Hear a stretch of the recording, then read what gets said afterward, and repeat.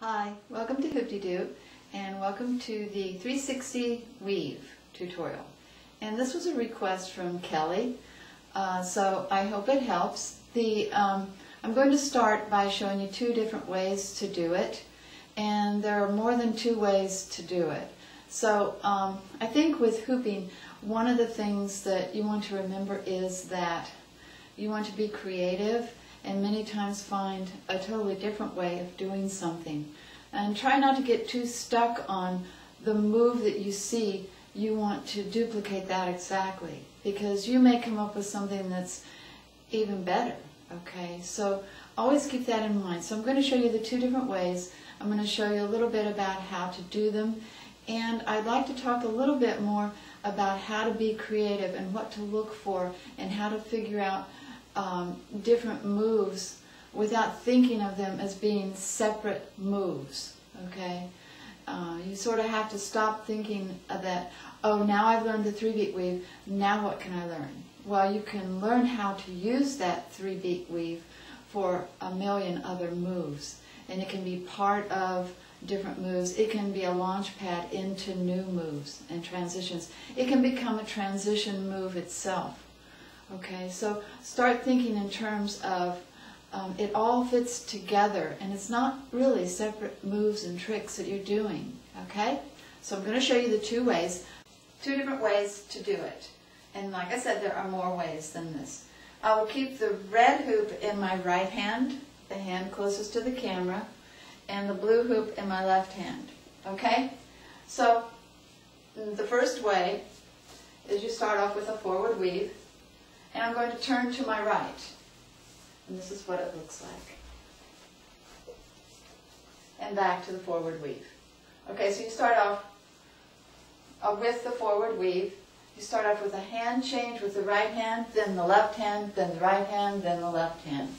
And back to the forward weave. So you want to think of it as going from one hand change to the next. And you alternate hands. First the right hand, then the left hand, then the right hand, then the left hand, all the way back to the right hand. There are 4 hand changes before you actually get back to the forward move, the forward weave. Okay, so and then when you get to the forward weave, get back to it, your hands will be in the position of left over right. Okay, and I noticed, Kelly, on your video that you are starting with the right over left on the forward weave. So that is going with what you already know. Okay, and then you are turning to the right also. Okay, so that means you're going in this direction and back to the beginning. So I'm going to teach this one as the way you are doing it. And I believe it's the last leg of the move from reverse back to forward that you were having the most trouble with, it looked like. Okay, before I do that, I want to show you a second way to do the 360 weave. And this is a way that is using the hug transition. Okay, and the way it goes is you're doing the forward weave. I have right over left again, and I'm facing this direction. And I come up, and instead of starting with the right hand change, I'll show you what it looks like.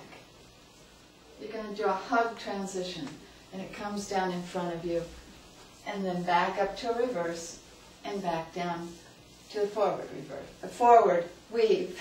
Okay.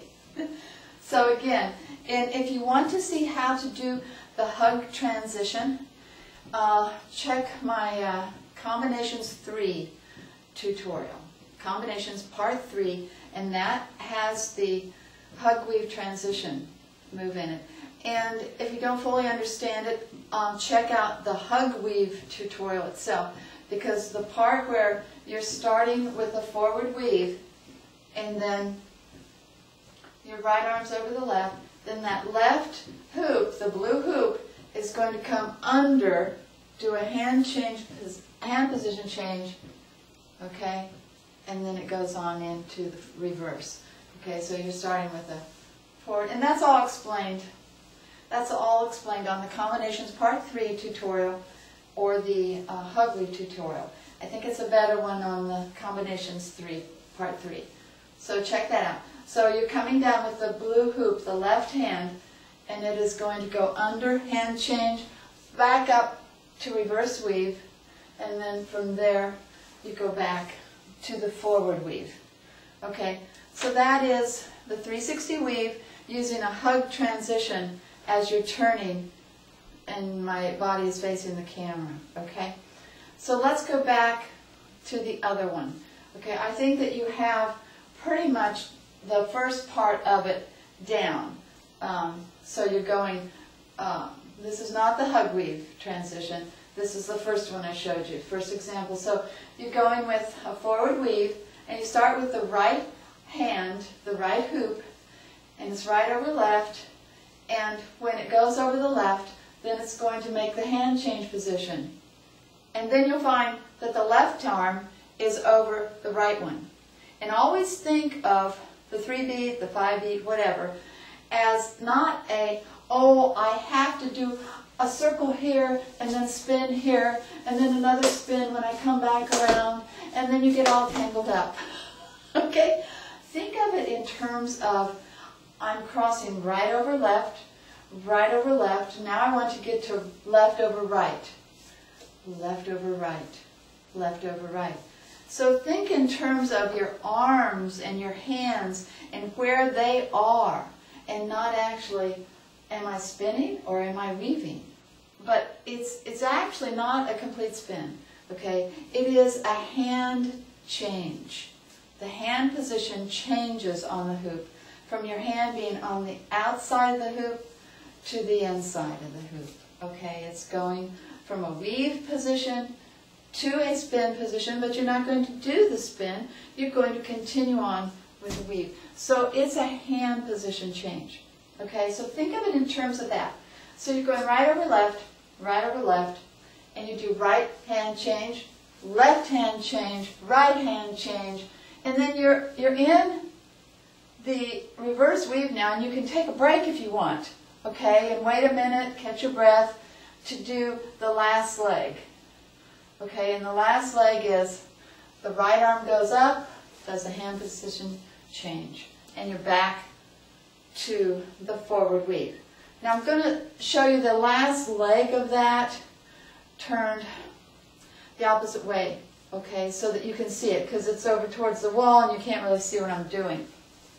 Okay, so we'll pretend like we're over there, and here we're at the reverse weave now. We're doing the reverse weave, okay, and what you're going to do is this right hoop, the red hoop, is going to start first, and it's going to go up. See how it leads, it goes up, and you're starting the finish of your turn, okay? So reverse weave, and here goes the right one, up, down, and did you see when the right one started going up and around, then the left one does a hand position change. Okay, let's try that again so you can see it. Okay, so the right one is going to start, and then the left one does a hand change, and then the right one does a hand change. Okay? So you've got them going right over left, right over left, right over left. Here goes the right one, going to go up in the air. Left one hand change, and then the right one hand change. Okay, so you're like this, and then you bring the left one down, and the right one is following it all the way back into your forward weave. Okay, so let's try it again one more time. This is the last half of the move, of the 360 weave. So you've got right over left, right over left, right over left. Here comes the right one up, left one hand change, and the right one hand changes, and then you're done with the hand changes, and you just go into the forward weave, and it will wind up that you're left over right. If you want to do another hand change, then after you get to the forward weave, to bring it back to the right over left, you can do that, or you can just keep going with the left over right. Okay? So basically what you have on the last half, going from reverse to forward, you have, we'll count them, 1, 2, 3. 3 hand changes, and you're back. Now I guess I'm including the one to make it into right over left at the end, okay? So, I'll try it one more time. Reverse, reverse, right over left, right over left, right over left. And you can bring it up in the air, and as you're bringing the blue one to follow it, it does its hand change, comes back. The right one does a hand change. They come back, and you see my left arm is over the right one. And then they're going to do, and if you want to bring right over left, you do another hand change on the left one. And then you've got right over left. Okay?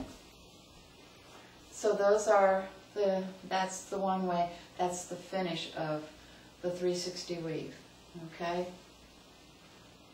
And the beginning of that, the first half, is just a series of hand changes. Okay? So right over left, right over left, right over left, right hand change, left hand change, right hand change, left hand change. It's almost like you've got a rhythm going, okay?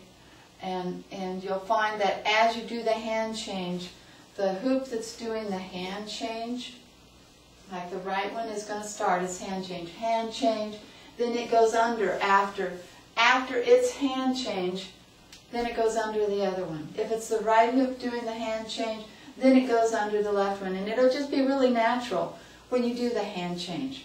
And if you've watched my other tutorials on hand changes, it's taking the hoop and going from the outside of the hoop to the inside of the hoop. Okay? And that's what the hand change. I would highly recommend watching my hand position tutorial, because that talks a lot about that. In order to think of hooping as a creative hobby, I think that it's important to, when you're learning something new, or if you stumble upon something that you've never seen before, is another thing that's going to happen a lot if you try to branch out and not get so stuck on watching someone's video, including my videos, okay? And think, I got to do that exactly. Because if you get so stuck on that, I have found myself, then I just get more and more frustrated. And if I just let go and try to think, okay, if I make a mistake, it's okay, I will use that in whatever direction the hoop is going, and I will try something new.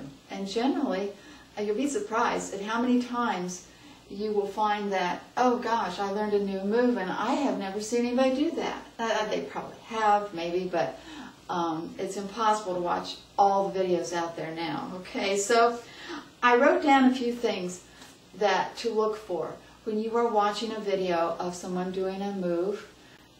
First, you want to use what you already know from your experience in hooping. If you already know how to do weaves, if you already know how to do a hand change, different things, you look for those in the move, okay? And the main things that you want to look for is which direction are the hoops going? Are they going the same direction? Are they going forward direction? Are they going reverse direction? Okay, and that's like with a spin or a weave, anything. Are they going this direction, or are they going the other direction? Is one hoop going one direction and the other hoop going the other direction? Okay, opposite directions. So look at the direction of the hoop and try to figure out first which direction are the hoops going. Then you want to look and see, are there any hand changes in this move? And that's real easy to find if you already know how to do one. If you don't, I would recommend learning how to do a hand change. Because then when you know how to do it, it's really easy to see it in someone else's move. Okay? And the hand changes are crucial to hooping. When you have learned the hand changes, then you will know exactly what is going on when you watch someone else hooping, okay, and when they're using them. So those two things, direction of the hoops, the hand changes, where the arms are. Are they crossed? Are they uncrossed? Are they alternating one over the other, then the other over the other one? Because that gives you a clue as to what they're doing. If you see them alternating, they are doing hand changes then, okay? And you look at their arms. Don't look at, oh, that's a 3-beat weave. And, you know, you want to think in terms of, oh, those are hand changes. Those are, they're doing a weave. They're spinning. The hoop is spinning. The hoop is doing a weave. The hoop is doing an isolation. Okay, so you want to look at the hoop and see what it's doing. And by looking at that, then you know what the person is doing who is controlling the hoop. Okay. You also want to look at the body. Is the body stationary or is the body turning? A good example of this is with the fountain. Okay, if you do the fountain is like the move where you're going from forward to whatever, a hug weave or reverse windmill, forward and back again. Okay, and it looks different depending on your body position. If you're doing it from the front, it looks one way. If you're doing it with your back to the camera, it looks completely different. Still the same move. Okay, so body position really matters because a lot of people say, well, it looks like they're doing all these things over their head and I don't know what they're doing. Just look at, like I said, direction of the hoops and look at, do you see hand changes along the way up there?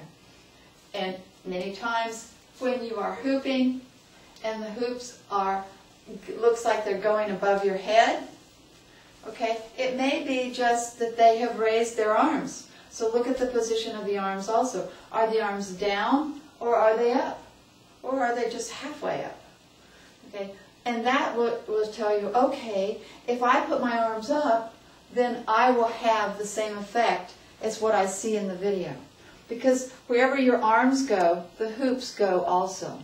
If your arms are up, the hoops don't stay down here. Okay, so it just maybe sometimes just a matter of moving your arms to a different position. So check out the body position as well as the arm position. Another thing to look for is the hoop changing planes. Is it vertical and then it changes to horizontal, or vice versa? And that can be a matter of, oh, okay, it's changing plane. That's what's happening there. And then you know what you have to do with your hand in order to make that happen. Okay? Is the hoop spinning or weaving? Okay? And that's pretty easy too. You know when the hoop is spinning. Okay, but sometimes it's a little bit difficult when it's changing from a spin to a weave and not really quite doing the spin. And that's what the 3-beat weave is all about. Because it does not make a complete revolution with its little hand change there. Okay, so that's not quite a full spin. Okay, so look for that. Is the hoop spinning or weaving? And this is a lot of information that you can use that you already know. If you know how to do a weave or a spin, then you already know what to look for in other videos. Okay? So basically, use what you know and try to be creative in what you already have experience in. And you will find that as you go, you will come across new things. I notice on your video, Kelly, at the end, you have, you're doing the forward weave, and then you throw in a toss. And that toss, okay, is an extension of the 3-beat. So when you're doing the 3-beat, you got forward weave here, just a regular weave, and then you're doing the 3-beat, and you toss it. That's what you were doing, okay? So that toss is an extension of the 3-beat weave, okay? Because you're not, excuse me, you're not continuing on with the 3 beat. You are just using that hand change, and then you have the toss, and then you can catch it. And a lot of my tutorials, in my tutorial list after the 3 beat weave, I go into tosses, rolls across the back, things that are extensions of the 3 beat. Okay, so don't think of it as a move in itself. I think that's my main point in all this. Think of it as it is a stepping stone, a launch pad into other moves, and just keep trying to go further and you know, push yourself a little bit to not get stuck in one thing, but to just experiment. And if the hoops go flying, that's sometimes a good thing, because, oh, that's a toss, but I didn't catch it. Okay? So think of it, try to think differently about hooping, and you'll find that your hooping will change, and you will enjoy it more. Because I have found in my experience that if I tend to think more in terms of these are just transitions. Every move, every trick is a transition into a new thing. And I think that that is probably the key with hooping, because that's what makes you a creative person and able to do new things. It's just a matter of letting go and letting your body and the hoop work together to make it happen. So if you have any more questions about the 360 weave, if I didn't explain it good enough, let me know, Kelly, and I will make another video or try to help you out a little bit more, okay? And anybody, that goes for anybody else watching. So thanks for watching, and good luck. Let me know if you have any trouble. Okay, thanks.